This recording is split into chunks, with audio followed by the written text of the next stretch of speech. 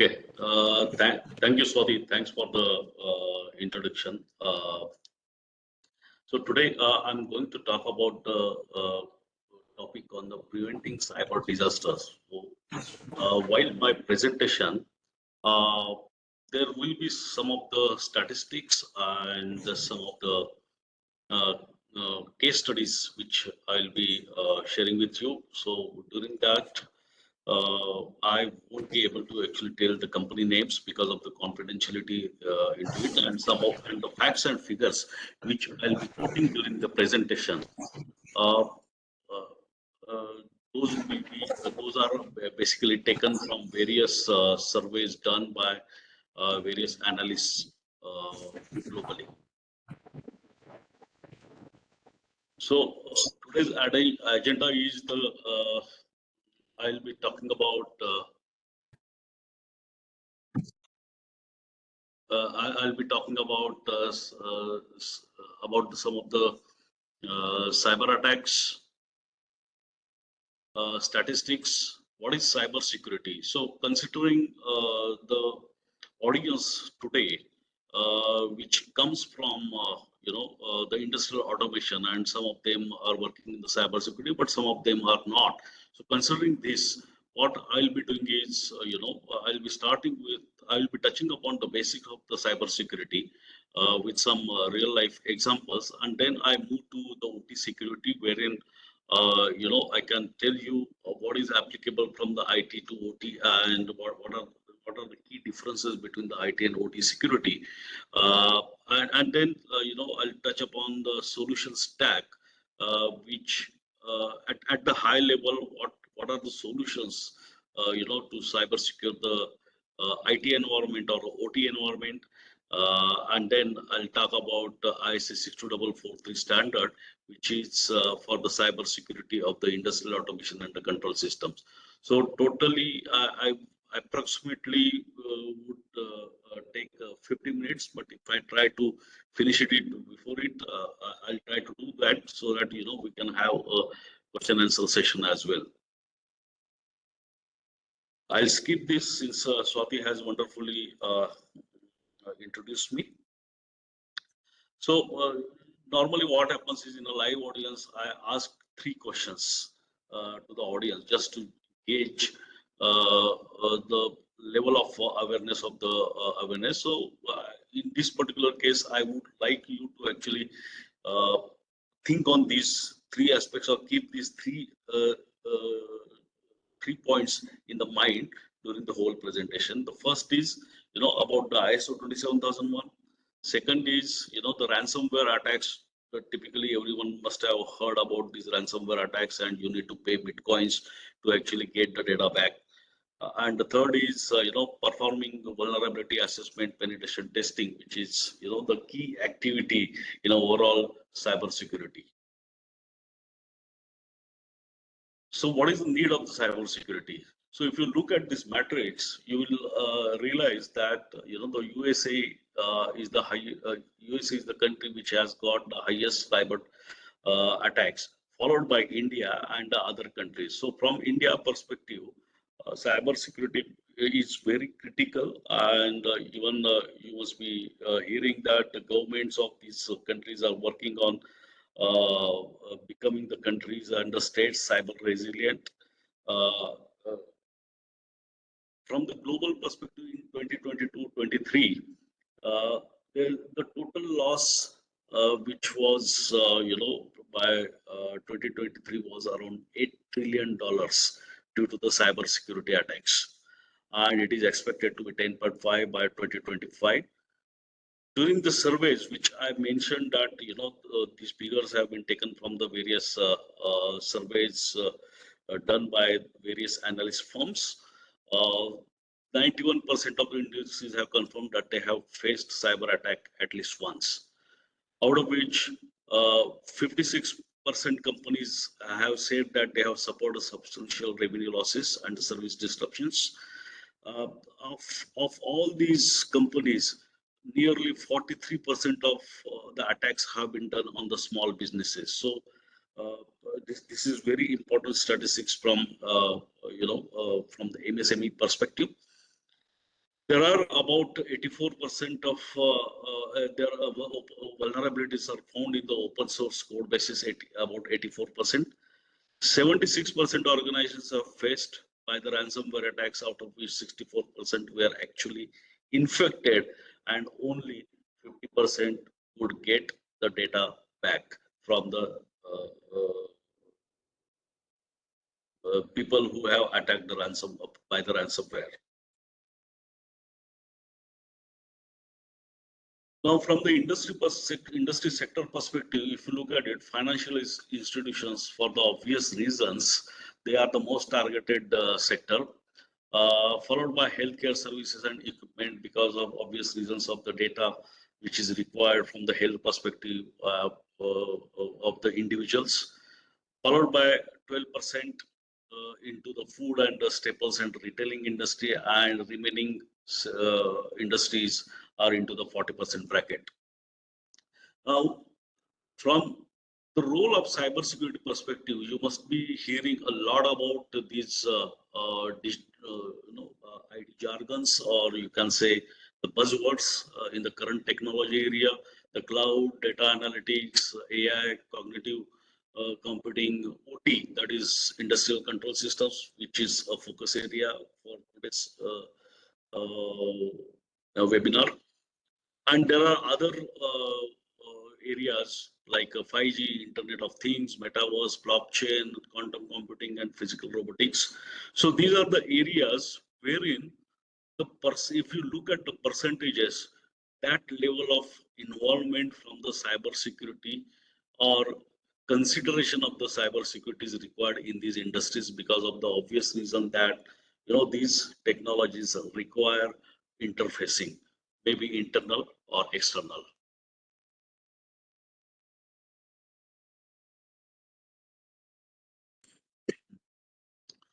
So let's understand what is cybersecurity. So for cybersecurity, the first and foremost thing which one need to do is to define the perimeter in which we need to implement the cybersecurity. So this circle represents the perimeter, and within that perimeter, you need to look at the information or your digital data from the confidentiality, integrity, and the availability perspective. So the CIA, which is called as a CIA triad in the cybersecurity world, that is the foundation of the cybersecurity. And why this is required is because of the people who will be using the information, who will be using this information by having the best practices within the organization and on the technology within the perimeter, and this confidentiality, integrity, and availability applied to people, process, and the technologies. So this is the basics of the cybersecurity. Now, some people confuse between data and the information. So data is structured and unstructured. So whatever structured data is called as information, and most of the hackers are interested into the information. So that is in the form of electronic data or a paper data or a verbal data. All this is called as an information. So cybersecurity is not just related to the computers or the servers or the switches and the firewalls. It is relevant for the paper information as well as the verbal information as well.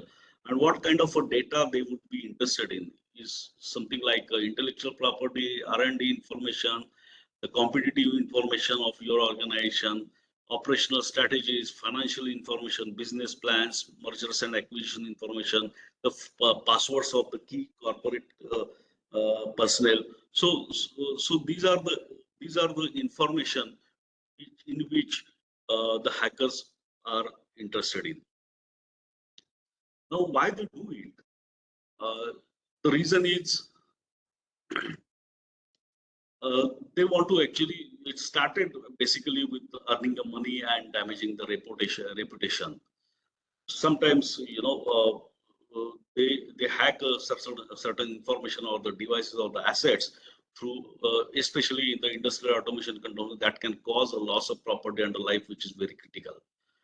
This information can be used for the cyber extortion and service disruption of the organization as well.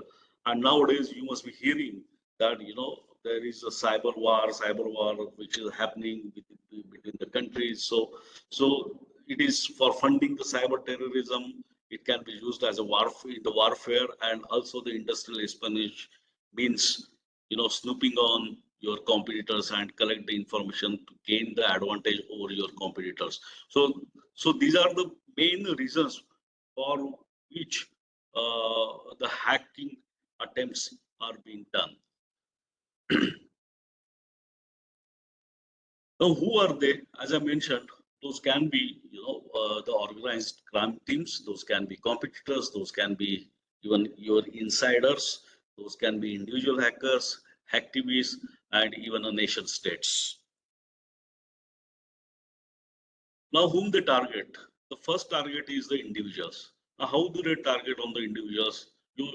Many people are using many applications which have been shown over here, through, and we fill our personal information in these applications. So they try to actually target you through these applications. That is at the individual level, and at the industry level, the critical infrastructure and the manufacturing sector is one of the sector which is highly targeted area, banks and financial institutions and healthcare institutions. How they target? So for the individuals, they can send you a phishing link to extract your credentials. Those credentials can be, a lead to certain information related to you, maybe your passwords, login, because most of the people keep their passwords which are easy to remember, and somehow they are related to some of your personal information, and that is why it is easy for the hackers to actually gauge what are your credentials. Then many people keep their devices, antivirus softwares or their auto update functionalities for the patch management disabled. My suggestion is don't do it. And most important thing is, whenever you get a messages like a SMS or a WhatsApp message or the email, wherein if you are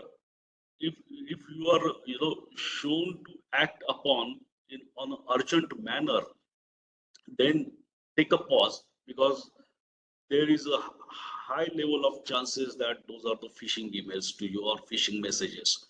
And of course, everyone knows that if anyone asks OTPs, we should not give those OTPs. So these are the areas through which they try to actually attack you and get the information from you.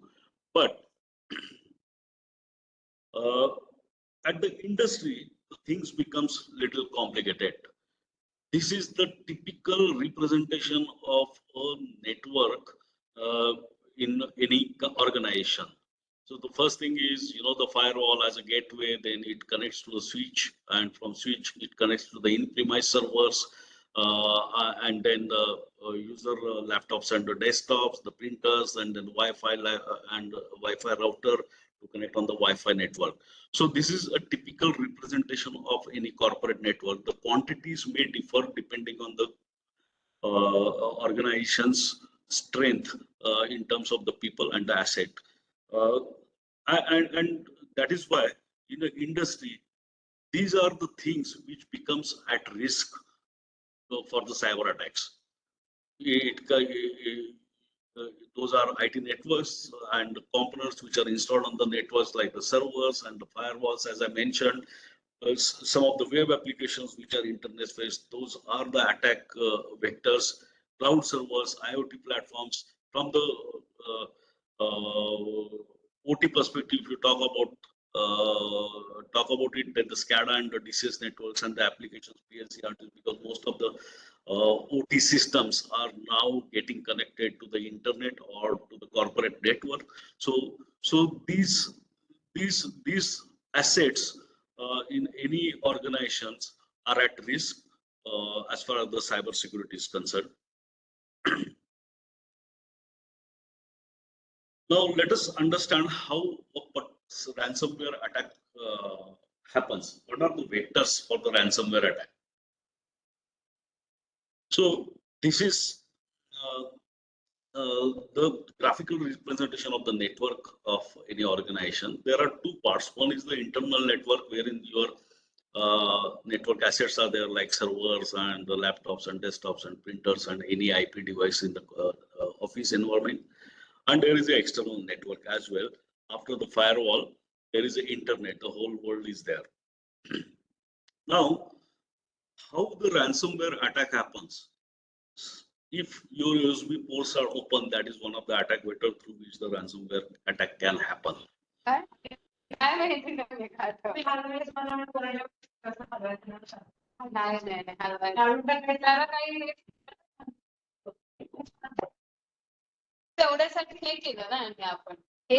Anuja, can you please? Anuja, mute yourself. Anuja.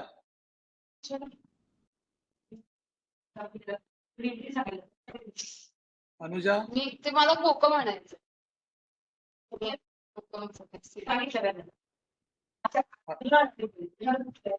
Host can mute it. Host can mute the Anuja. Swati, could you mute Anuja? Yeah. मी होते कितीतरी दिवस मागच्या ह्याच्यात मी येत होते ना तेव्हा साध्याच पाण्यात Anuja, please mute Anuja. ते फक्त पाणी आणि ते Or can the host mute Anuja, please? Can the host mute Anuja? पण तो त्याला विचारत ना मग अशी आहे का तुझ्या. Can the host mute Anuja, please? Yeah, I just did it. Yeah, thanks a lot. And request to everybody to keep your microphone on mute, please. Okay. So first I mentioned about the USB ports is one of the major attack vector. Another is, there are certain, as per your administrative group policies, from the IT perspective, if you don't have any control on downloading the scripts or the any exe file, then that is one of the attack vector. Third is the liberal access control. Liberal access control means many times we see that your laptops and desktops, when even if the person is not sitting in front of you, they are open. So that is one of the major attack vectors, because sometimes the insider can take advantage of that, and he can insert ransomware. Poor patch management. As I mentioned before, the auto update facility in the OS, for the OS, especially for the OS and the applications, don't keep it off, always enable it, because many a times a lot of patch updates are coming to your devices, and many of them are for the security reasons. If you don't patch it, your device remains vulnerable.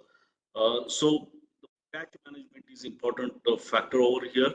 And many times, once the network is established, people don't do any vulnerability assessment and the penetration testing to see whether any loopholes are there, any weaknesses are there in the network which can be exploited by the hacker.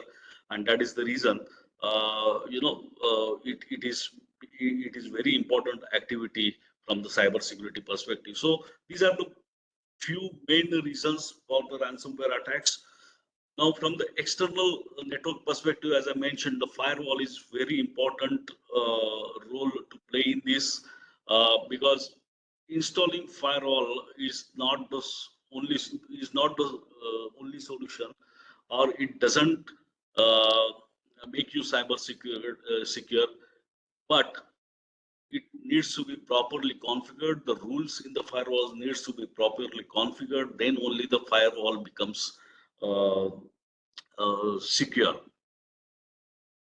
Now, some of the firewall, when you choose a firewall, you need to see that whether anomaly features are there in the firewall or not. If it is not there, then it is again one of the vulnerability of the firewall. And also the vulnerability assessment. Why I have mentioned vulnerability assessment in the internal and external network, because the vulnerabilities, typically a hacker try to hack it from the externally through your firewall or bypassing your firewall through your external IPs. That is why externally you need to check whether your gateway or your network is vulnerable or not.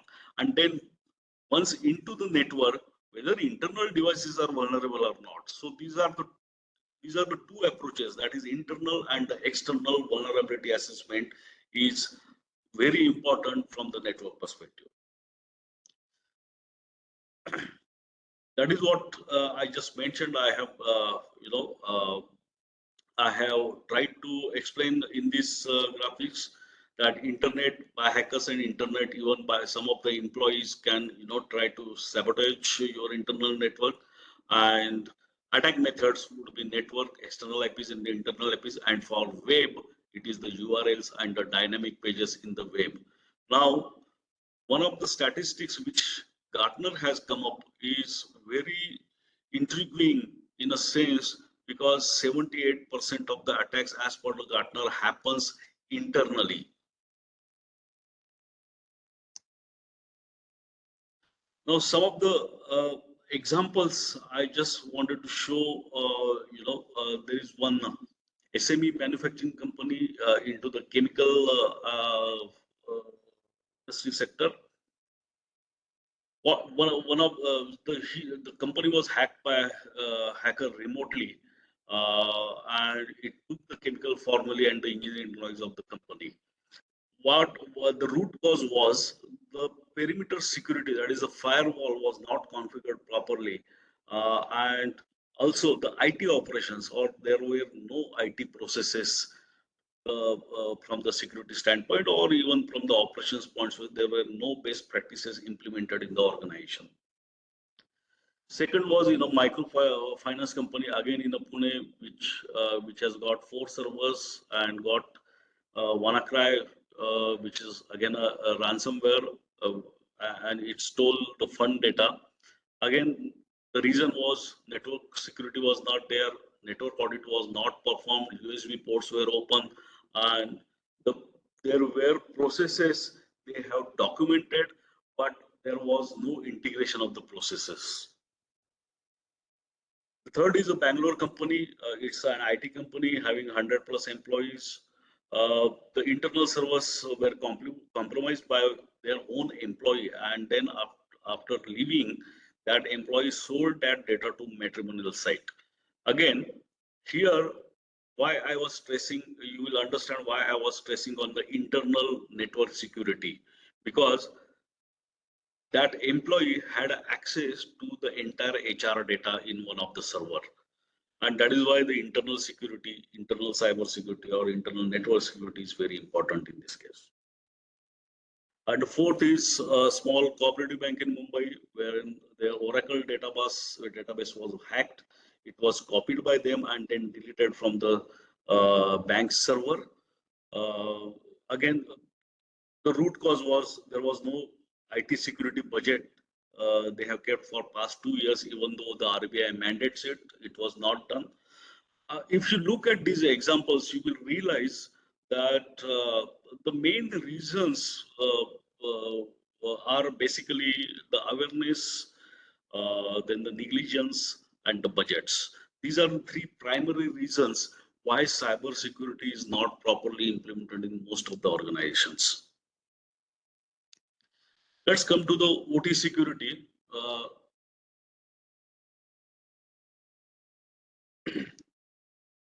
Now, there are some common myths about the OT systems. We normally hear when we meet customers, typically, having even a small OT system or a SCADA and a DCS system or a PLC system as well, PLC HMI system. They generally say that we don't connect to the internet. Then some of them say that our control systems are behind a firewall. I already told you, having a firewall is not making you secure. There are other things which needs to be done. Then another thing is the hackers don't understand the control systems. This is again a myth. The people ask, I'm a small company, why I should be a target to someone? But the statistics says otherwise. As I mentioned before, almost 43% of the target was the MSMEs. And some of the weird reason they say that the safety systems will protect us. The safety systems are different systems. The purpose and the objective of the safety systems is different. Although safety is one of the parameter of the security, but but it is not safety system's job to secure the entire control system. So why OT security? Taking ahead from these myths, you will realize that the initial SCADA systems were not designed with security in mind. In the embedded devices, the security features were not there. Obviously, these are the reasons, because at that particular time, or even today, the main objective of having a control system is the functionalities and the availability of the system rather than the security.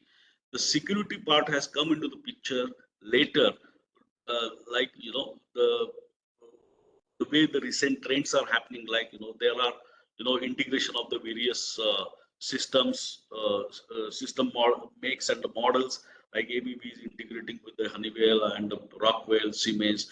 Those systems are talking to each other in a single plant, in a similar, in the same plant. The protocols are becoming very open industry standard rather than the proprietary. Then most of the most important reason is most of these OT systems, by some way or other way, or some data from the OT system is going to the corporate network, to the IT systems, and the basic underlying hardware of the IT and OT is same. How? I'll tell you. If you look at this, the attack vectors from the OT perspective, there is a infrastructure, field devices, edge devices. So please consider over here is any device on in the OT system or a IT system or in the plant having an IP address is vulnerable, because we generally the cyber security dependent on the TCP/IP, and whenever TCP/IP comes into the picture, the cyber security applies to it. So we say any device having an IP address will fall under the cyber security consideration. So if you look at this, there are the field devices, edge devices nowadays comes with the IP addresses or the MAC addresses. The overall IT infrastructure, like the servers and the workstations and the engineering stations which we use in the OT hardware, or even the switches, routers, or wireless access points, or the firewalls which we use in the network, OT network, and even the applications, because some of the applications like historians will have a web interface, or some of the DCS SCADA have web interface. Some of the devices have web interface which are accessed from the for the configuration point of view, or the remote access is given to the particular OT network or the devices for the maintenance purpose. These are the things which are happening, so that is the reason these systems are becoming more and more vulnerable. And if you look at this slide, you will understand that the terminologies at the bottom are same for the IT and the OT. Now, what are the typical vulnerabilities in the OT systems? So there are, you know, these OT systems are based on the open solution technology nowadays, and those are standardized, pretty standardized. There is a connectivity between the control systems and the office network and the internet. Legacy softwares, which are still running on in some of the systems, they don't have any authentication or data integrity features and all this stuff. So they were not designed from the security perspective. There is very weak physical security as far as the operations are concerned, where these systems are installed. Many a times you will find that the devices which are used in the control system, they don't have a configuration picture, or the configuration is not done at all, and that is the very important reason that the systems are vulnerable. There is no encryption in the legacy systems. Remote access is given to the ICS SCADA systems, which can give a backdoor entry to your entire OT network and then your IT network as well. And of course, when those are exposed to the corporate network and the internet, then your unpatched systems are the most vulnerable systems. Now, what are the threats which comes from those vulnerabilities? Uh, the threats are, it can, inject some malicious codes into your network. The DDoS attack, which can cripple your network. Then the cross-site script. Those are the technical words. I will not go much into the details of these technical words like cross-site scripting and SQL engine. So those are the various types of the attacks which hackers do to get entry into the systems and the networks. So these are the potential threats, and even the humans in this particular case are the threats, because primary reason is disgruntled employee can do anything. The logic can be prepared in such a way that it can be exploited easily. Many times we see the carelessness and the unawareness about the cyber security, that they fail to detect a particular cyber security incidents. That is, the incidents management is poor. So these are the threats and its impacts, like crashing the servers, deleting the system files, planting the trojans, then the logging keystrokes to get the passwords and the logins for particular critical system infrastructure. Company sensitive operational data points. If attacker has got a complete control of the network or a particular server or system, they can change the parameters, and they can deceive the operator in their work. There are incidences which has happened that way. They can change and modify the parameter by sitting remotely as well. And these are the impacts which may cause a loss of property, loss of life, and service disruptions, loss of revenue, loss of viewing. A lot of the critical impacts may occur to a particular organization.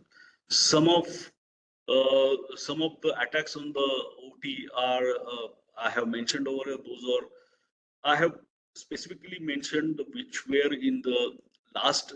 These attacks were last decade. So you can imagine the control systems are on target right from 2003 onwards on the hackers' mind. Nowadays, the things are very easy for the hackers, but that time, even though the control systems were fairly isolated, still the people could do a lot of damage to the systems. The famous ones are the Stuxnet computer, which stuck into the Iranian nuclear facility, or in Alabama, Browns Ferry nuclear plant. It was shut down, and the human attack, as I mentioned, that it has come from the employee itself, that he installed unauthorized software which is nothing but a malware. So, as you know, IT and OT, as I mentioned, has a similar infrastructure. There is a lot of convergence happened between them. The fundamentals are same, the attacks are same, but then when it comes to the cyber security, there is a different approach to IT systems and controls. That is almost 180 degrees apart. Now, if you look at the security goals, in the IT system, confidentiality is the priority than integrity and availability. But in control systems, availability has a priority over integrity and the confidentiality. Now, from the risk impact perspective, in the IT system, loss of data is the only impact. But in control systems, it could lead to the loss of production equipment and life.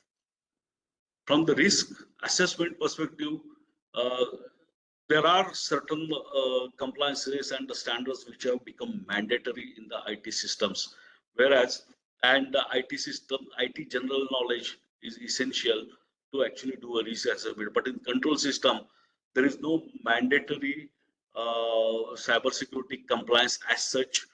Whatever is happening at most of the places at the voluntary basis, and to implement the cybersecurity in the control system, a subject matter expert which has a domain law knowledge in the OT is required along with the IT knowledge as well. IT systems are high throughput expected, whereas the control system is deterministic,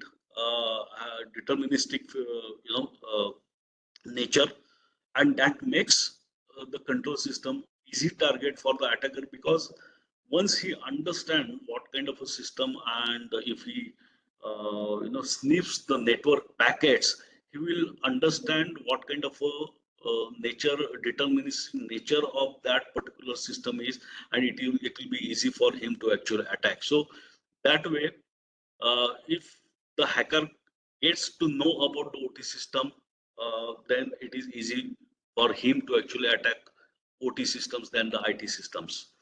Uh, in the IT systems, again, when you implement cybersecurity, occasional failures are acceptable. Here in control systems, due to the cybersecurity features, the failure is not expected or accepted. There should be a high availability for these systems. I already talked about the network traffic, predictable and repeatable and unpredictable type of network in the OT and the IT. From the security focus perspective, IT is physical security is playing important role in the IT. It is fairly mature. In the OT, the tight physical security is still to happen. Uh, Again, there are certain areas like patch management, antivirus, security testing. Those areas are still lagging in the OT than the IT, because there is no proper implementation which has happened, and the awareness is not there. Now, when it comes to the IT system, the best practices, there are a lot of best practices available in the market, but from the control system perspective, uh, there were not many, best practices or the guidance available how to protect the control systems technically, physically, and by the process or by the best practices. And that is where the ISA 62443 is playing a big role in standardizing the OT security. Now, what is the solution stack? Uh, Now, before the solution stack, this solution stack applies to IT and OT. Now, some of the myths, as I mentioned, firewall, we spent 8 lakhs, but, so security is not required. This is, not correct. There are a lot of things you need to do on the firewall. I'm a small company. Again, even though you are a small company, you are a target. Consider you are a target. And cybersecurity, as shown in the Hollywood, is very fancy. Actually, the reality is very bad. Now, for the individuals, few guidelines, because people are one of the the assets in the cybersecurity.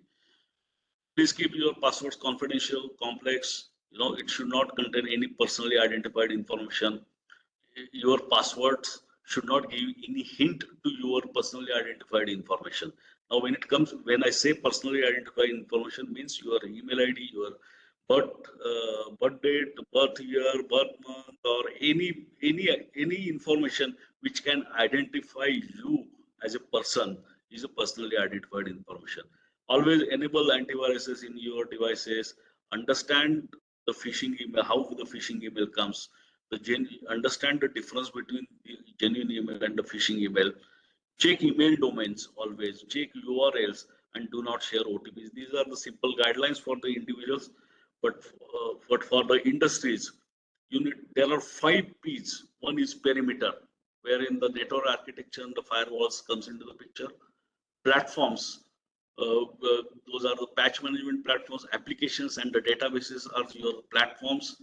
The processes, that is the compliances and performing vulnerability assessments and the penetration testings, are the part of the processes.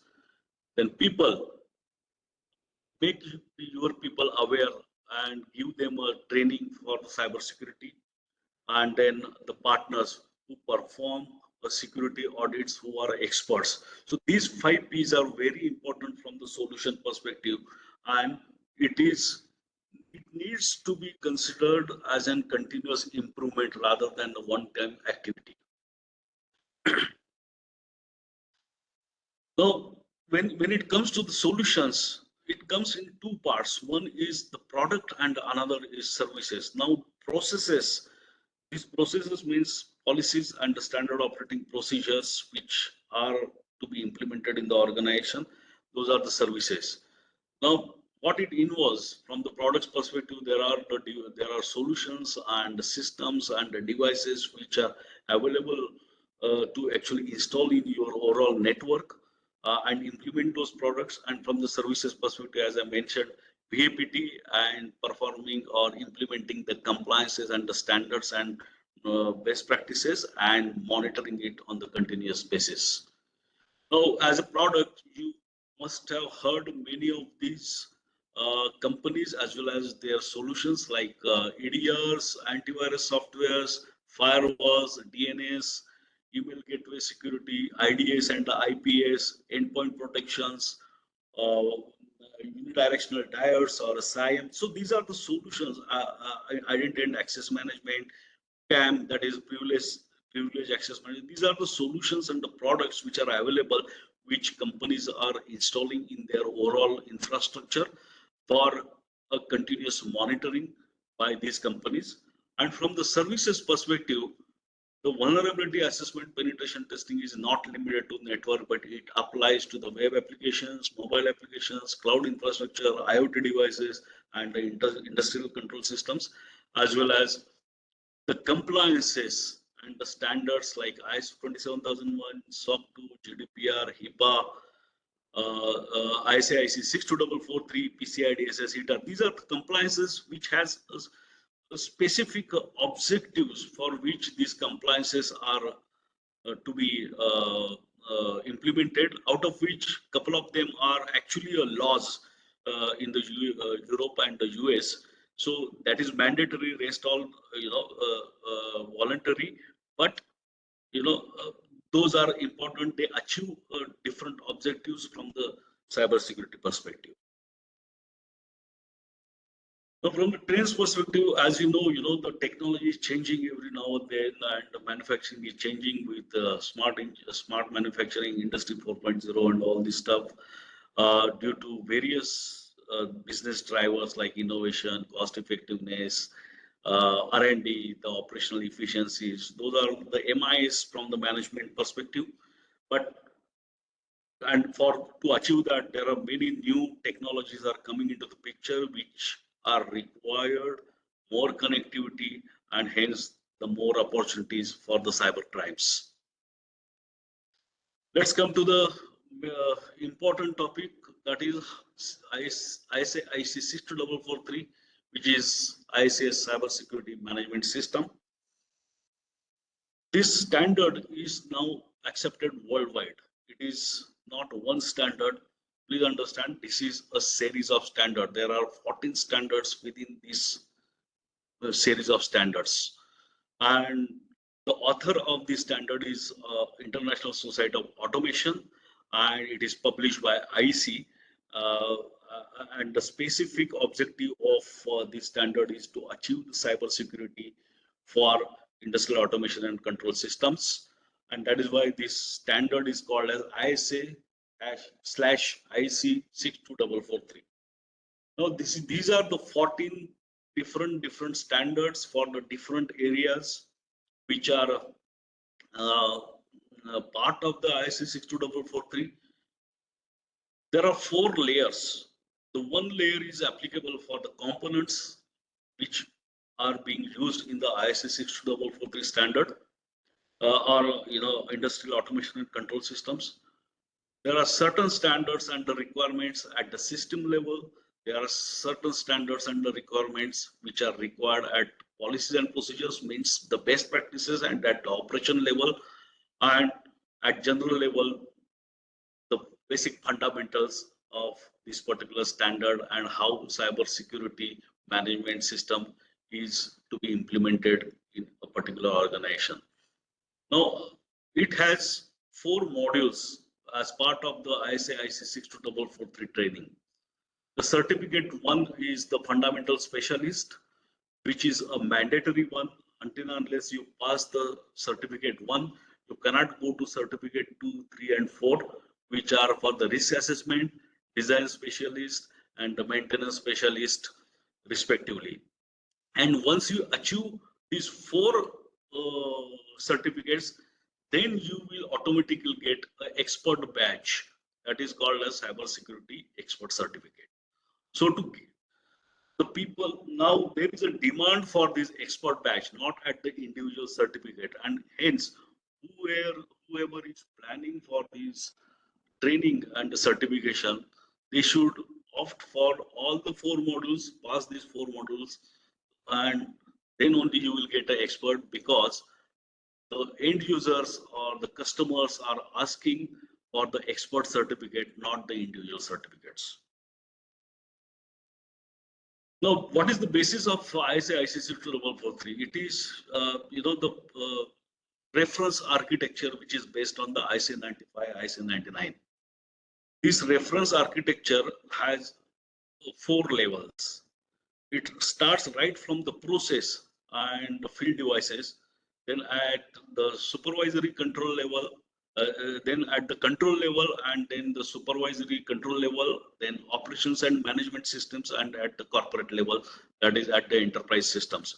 So these 4 levels. So this particular reference architecture is also called as Purdue hierarchy. So this is the basis of ISA IC 62443. Now, to whom this standard is applicable?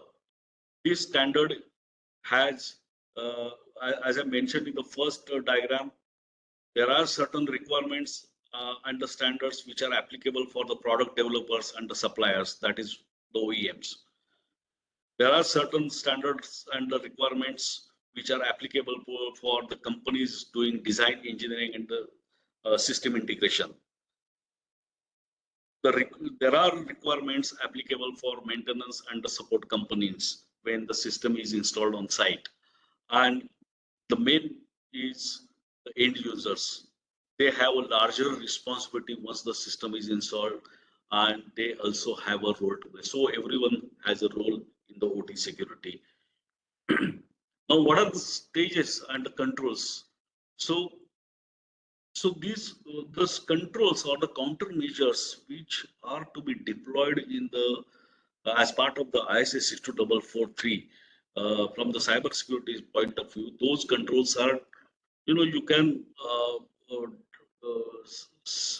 categorize them into, some of them are technical controls, some of them are physical controls, some of them are operations controls, which involves policies and the procedures and the best practices, and some of them are the guidance for continuous monitoring and maintaining the cybersecurity for the system.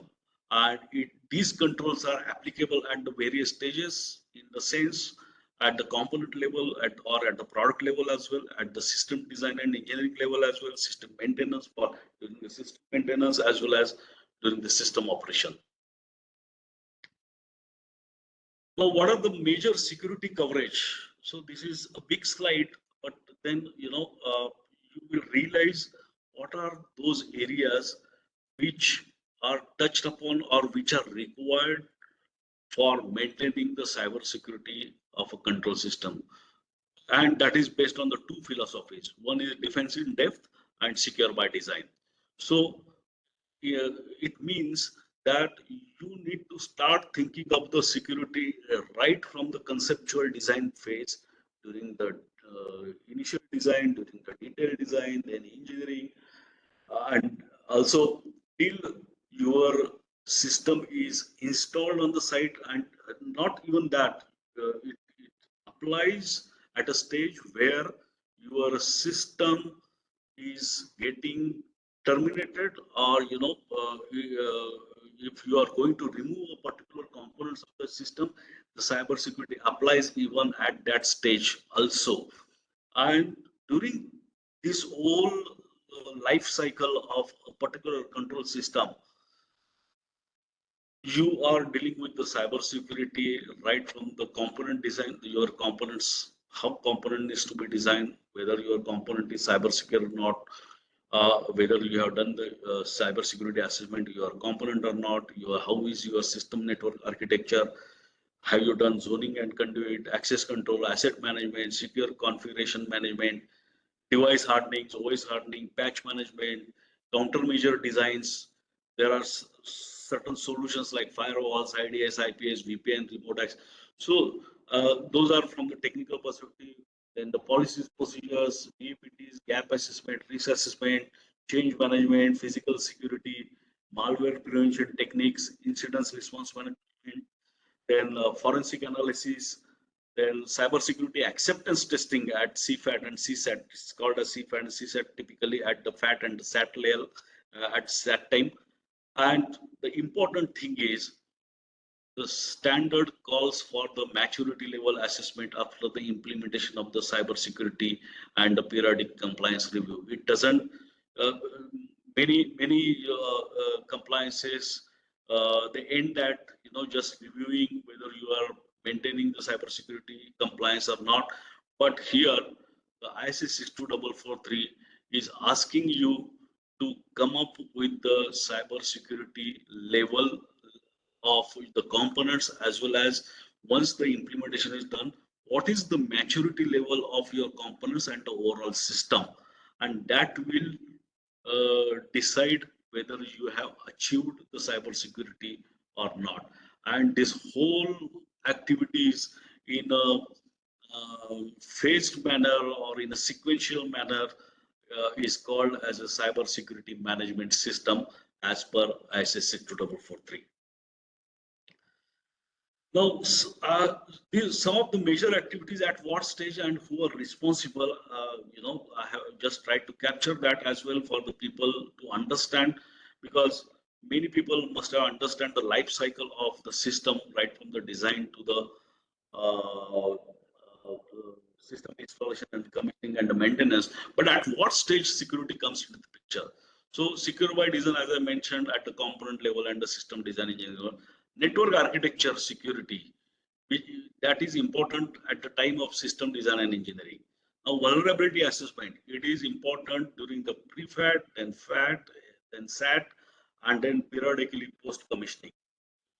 Penetration testing, pre-FAT, FAT, SAT, and once the system is operational, it is only during the shutdown.